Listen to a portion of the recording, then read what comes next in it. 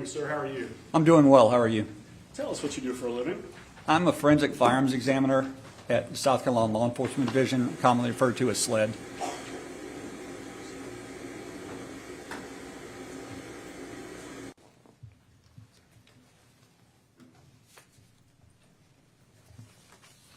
In working for SLED, tell us about what your responsibilities are as a firearms examiner. I examine firearms and firearms-related evidence and tool mark-related evidence to see if they originated from a common source. So, were these cartridge cases and these bullets fired by the same firearm? And if a firearm was submitted, were they fired by this firearm? Okay. And what are the tools of the trade? In other words, chemical tests or visual inspection? What type of a process do you go when you're doing firearms examination? The main tool we use is a comparison microscope. It's two microscopes connected by a single optical bridge that lets us look at two objects simultaneously. And what we're doing for looking is evidence of being fired. Each firearm will leave distinct markings on a fired bullet or a fired cartridge case. So, what's the general concept of tool mark identification? Can you explain that and how it relates to firearms examination? Firearms examination, firearm identification, is a sub-discipline of tool mark identification, where the harder object, the tool, marks the softer object. So in a firearms case, the firearm is the harder object, and it marks the softer object, which is the cartridge case or the bullet.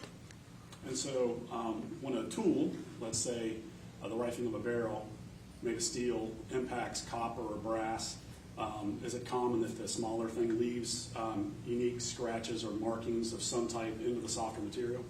Yes, sir. In reference to bullets, when the bullet travels down the barrel of a rifled firearm, there are class characteristics imparted onto that bullet which are not unique to that particular firearm.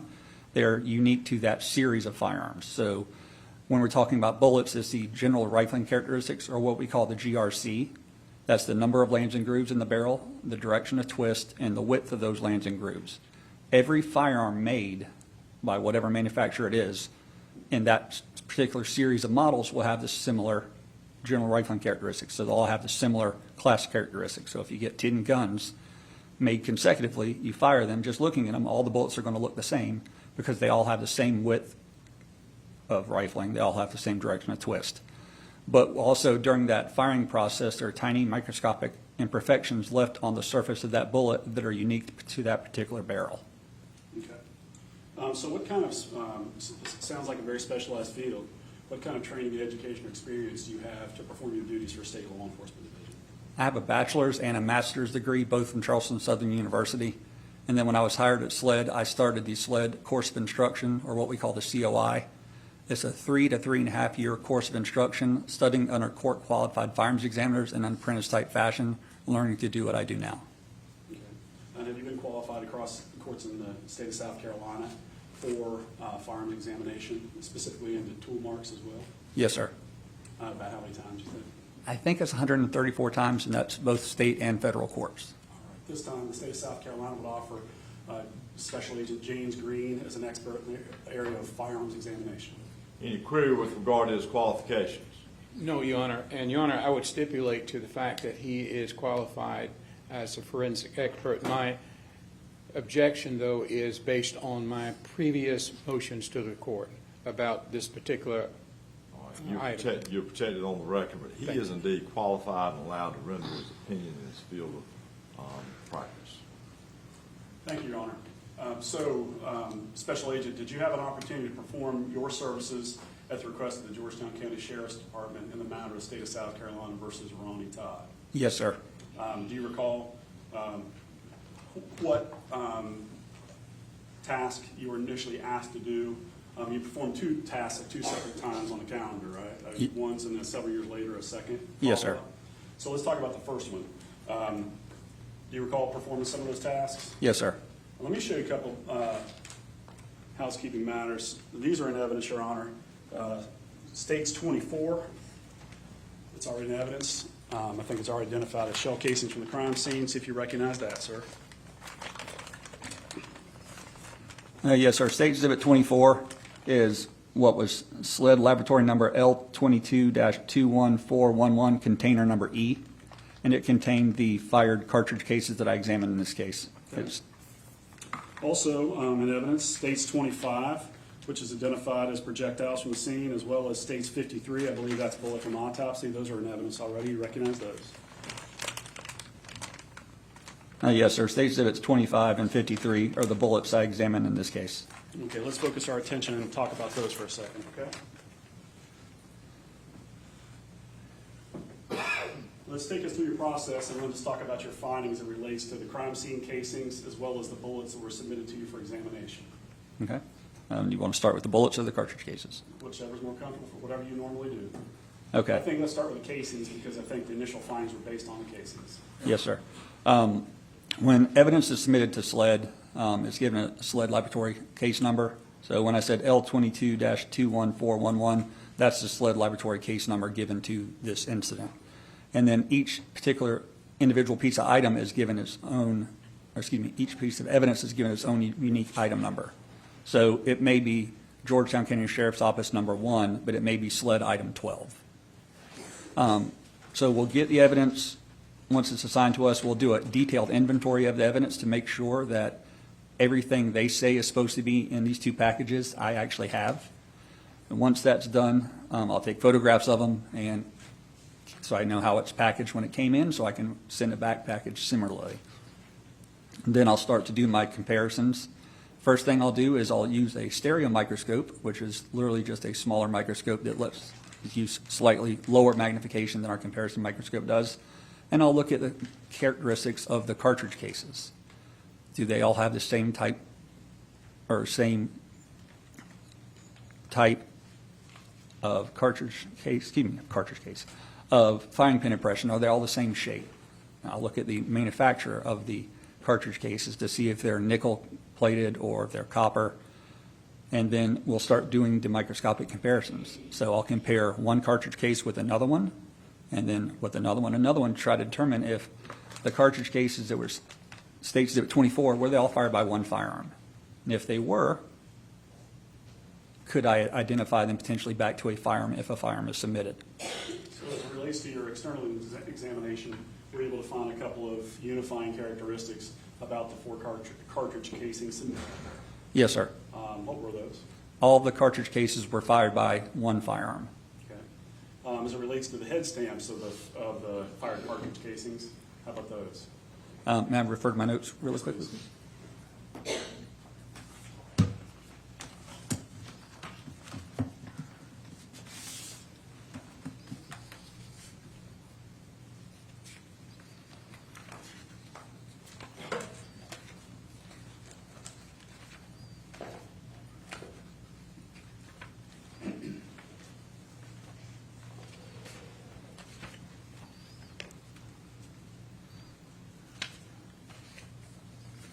I can be more precise and maybe aid you in your review.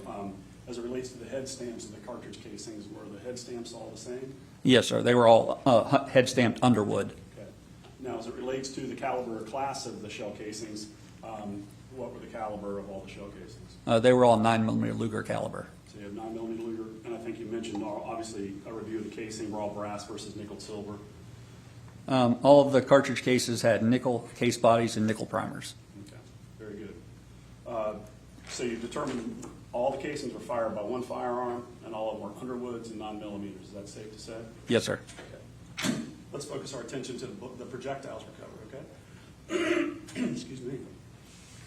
We're able to do a review of the projectiles provided to you by Georgetown County Sheriff's Office. Yes, sir. And tell us about some of your findings of those.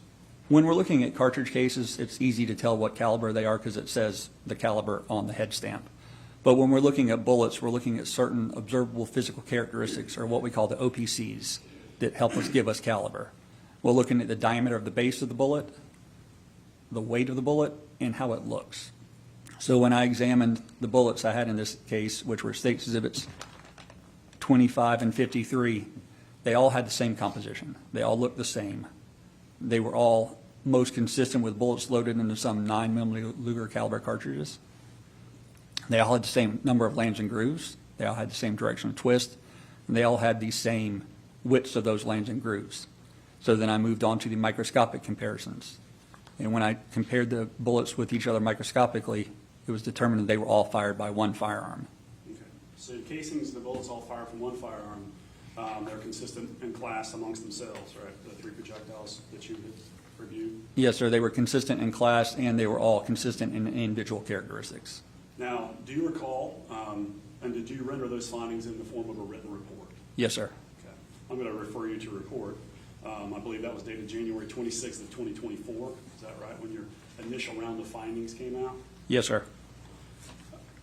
At that time, were you provided any suspect firearm and evidence to try to do a comparison to a firearm from the physical evidence collected, casings and bullets? At that time, no, sir. All I had was the fired cartridge cases and the fired Okay. fired bullets. So, in your area of expertise, if you don't have a firearm to compare it to, are you able to determine anything from general rifling characteristics about what may have fired, what class or type of fire may have fired that round? Yes, sir. We have a GRC program, or General Rifling Characteristics Program, that is maintained by the Association of Firearm and Tool Mark Examiner, or AFTE, and in conjunction with the FBI. Manufacturers will voluntarily give that information over to law enforcement. So in cases like this, we can use this database. It's searchable. We'll put the caliber, the number of lands and grooves, the direction of twist, and the width of the lands and grooves into a program, and it gives us a list of possible firearms manufacturers or origins that could have fired those bullets. The list is not all-inclusive. The manufacturers, they don't have to turn that information over. So the list that we provide is simply an investigative tool to any agency that we do work for or examinations for that may lend them in their investigation. Sometimes they're as little as a sole source list, where just one manufacturer may be on there. Then again, we may give them one that's 3 or 4 pages long. So in this particular matter, just to, for the abundance of court's time, was the Springfield Incorporation, Springfield, one of the manufacturers that has the same general rifling characteristics as the projectiles that were provided to you from the crime scene? Yes, sir. Springfield or Springfield Incorporated was on the list. Okay. Let me also show you what's been placed in evidence. Is states 51. I'm going to direct your attention to unfired cartridge casings. I think they've been identified. That's from the garage of the defendant. See if you recognize the cartridge casings. Unfired cartridge casing. Unfired cartridges. Excuse me. Yes, sir. I examined those as SLED items 20 through 29. And as those are unfired rounds, they would not have any tool mark identification. They're unfired and never been cycled to a firearm. Is that safe to say? Well, you can cycle unfired through a firearm, and sometimes they will leave marks on them, but I didn't notice any marks that had identifiable markings in them on these cartridges. As it relates to your examination of the casing, fired cartridge casings from the crime scene as well as the projectiles provided, and as you compare them to the unfired rounds, do they seem consistent in class and manufacturer as the ones that you examined? Yes, sir. The unfired cartridges I examined had the same bullet profile or same bullet composition as the bullets that I examined, and the cartridges all have underwood head stamps. They're all 9mm Luger, which is consistent with the fired ammunition I received. Thank you. Pick up.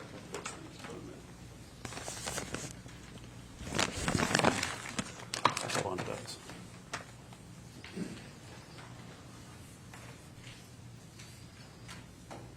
Now, Special Agent, I'm going to fast forward a couple of years, okay?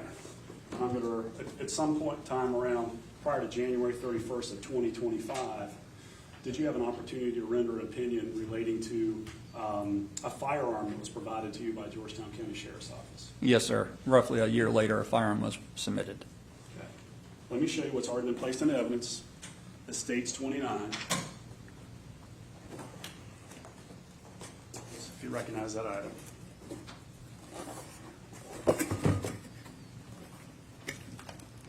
Yes, sir. What is that you're looking at? Was it 29? This is the firearm that was submitted in this case. It's a Springfield Model XDM 4.5 semi-automatic pistol. Okay.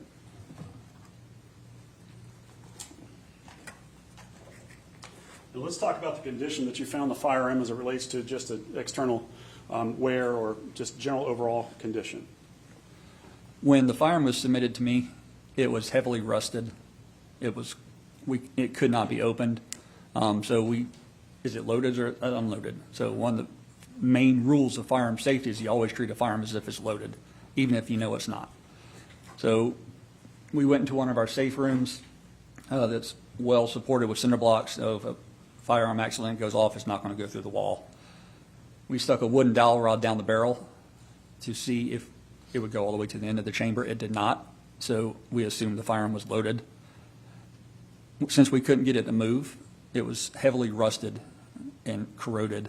So we left it in that room. I put our evidence do not touch sign on it and soaked it in a really heavy industrial penetrating lubricant for a couple of days. After that time, it was still rusted. However, you could move it just a little bit, so I was making progress. So I used more lubricant. Finally, I was able to open the slide enough to where I could see, yes, there is a unfired cartridge in the chamber. I couldn't open it all the way. And this is literally after beating it, well, not beating it. I put it in a vise, and I used a piece of wood to just tap the front of the slide to try to get it to move back so I could render the firearm safe. I was able to get it far enough back where I could push the cartridge down through the magazine well. However, doing that damaged the cartridge because the gun was so rusted I couldn't open it all the way. I was finally able to get the slide off and look the inside of the frame of the firearm where all the metal is. The pieces were so corroded and rusted that I couldn't get the frame to work. So once I rendered the gun unloaded, even though it was unloaded, it was not in working order. So I had to try to make it in working order so I could get test specimens to compare against the evidence in the case. I was never able to make the slide work, but I was able to get the barrel out. I think the barrel was somewhat protected by the elements because there was a little bit of dirt and mud caked in it. So I think that protected the rifling from the corrosion and the rust that the rest of the gun received. Okay, let me interrupt you just for a second. I just add some context. So for those that aren't specifically familiar with firearms, when you're referring to barrel, slide, and frame, can you please kind of break that down a little bit more to understand what we're talking about? Yes, sir. This pistol has a plastic frame, which is this part right here. It goes from here down to here. The trigger's right here. The slide is the part that moves back and forth to load and unload, and the barrel is inside the slide, and that's the part of the barrel. The bullet goes down once it's fired. Okay, so when you're talking about it was corroded to the point that this part was not functioning properly on the frame itself? Yes, sir. The plastic frame has metal rails that correspond to grooves inside the slide. Those rails were rusted to the metal slide. The frame also has the internal firing control parts, the trigger bar, the spring, all that stuff are metal as well. So all those were so rusted that even with the chemicals we have, I couldn't get that to work. So I could not use the frame to test fire. So that means I couldn't get any ejector marks to compare with. Okay. And while we're at it, housekeeping-wise, does that magazine have any kind of magazine capacity indicators on it? Yes, sir. It has witness holes on the back. Mm-hmm. And so how many rounds, if that magazine was fully loaded, how many rounds of 9mm ammunition can that magazine hold? Let's see. I'm going to look at my notes. Sometimes when you get firearms, even though they say they'll hold 19 or they'll hold 17, if the spring is weak enough, you can make more fit. However, this one was marked for 19, but I'm assuming due to the damage and the rust inside there, I was only able to fit 17 in there. So as manufactured, that magazine can hold 19 rounds plus potentially one in the chamber? It would hold 18. I'm sorry. Yes, it could be 20. So 19, if the magazine were working, you put 19 in the magazine, put one in the chamber, the total capacity of that firearm could be 20. Yeah, I think we were at the point where you indicated you were trying to determine the status of the firearm, whether it's loaded or not. Your examination, you had to use a wooden dowel to get a round out of the chamber. Is that right? Yes, sir. Well, we use a wooden dowel to prove that it was loaded, and then we had to unload it. Gotcha. Let me show you what's been marked as states 30. It's already in evidence. See if you recognize those items. Yes, sir. What is it we're looking at? States 30 is made up of some unfired cartridges, and then one that's really damaged, and that's the one that I removed from the chamber. Okay. So when you received that, were there loaded ammunition in the magazine as well as in the chamber of the Springfield? Let's see. Let me see. No, sir, the unfired cartridges were not in the magazine as I received it. They've been removed from the magazine? Yes, when sir. you got it? And one was in the chamber when you got it? Correct. Now, let's talk in more detail. I think you indicated, can you separate the barrel from the slide of the firearm for additional forensic testimony? Yes, sir. And did you do that? Yes, sir. That was the only part of the firearm that I was able to use to get test specimens from. I was able to use the barrel. Like I said, I think the dirt that was in the barrel kind of helped save the interior of the barrel from any rusting. So once I got the barrel out, I was able to remove the slide, take the barrel out, and then we have a firearms reference collection in our laboratory. It's about 6,000 guns, roughly, or firearms of different shapes and sizes. So if something like this happens, we can use it. So I get a similar model firearm from our reference collection. I disassembled it. I took the barrel from this pistol and put it onto the slide and then the frame of that firearm to get test specimens fired through that barrel. Because I know they were fired through that barrel because I fired them myself. It's the only part I could use to compare to the evidence. The cartridge cases, they were fired by one firearm, but I could not use that slide in the condition it was in to get test cartridge cases from. So when I got the firearm submitted and the other evidence was resubmitted, I didn't open the cartridge cases again because there was nothing else left to do with them. So then I compared the bullets that I fired through that barrel to the bullets I examined in the case. Okay. And what were your professional findings that relates to comparing the Springfield barrel that you could use with the projectiles recovered from the crime scene? My results were inconclusive, which is a fancy word for I don't know. There were some similarities in the individual characteristics, but there wasn't enough for me to say, yes, they were fired through that barrel. They could have been, but they also could have been fired by another firearm. Okay. And as it relates to the data points that you lost by not being able to use the slide, in other words, is it safe to say you couldn't use a primer strike, firing pin strikes in the primer, or the ejector marks, or the breech face marks, or extractor marks from the slide, because you couldn't use the slide, is that right? Yes, sir. Since I was unable to get test cartridge cases fired by that slide, I couldn't look at the breech face markings imparted on fired cartridge cases that would be tested. I couldn't look at the firing pin impressions or any extractor marks. Okay. And based on the condition of the firearm that you looked at, did that seem to be consistent with the firearm that had been out in the elements for a period of time? Yes, sir. Something caused it to rust that heavily. Beg the court's indulgence. Just for- Yes, this,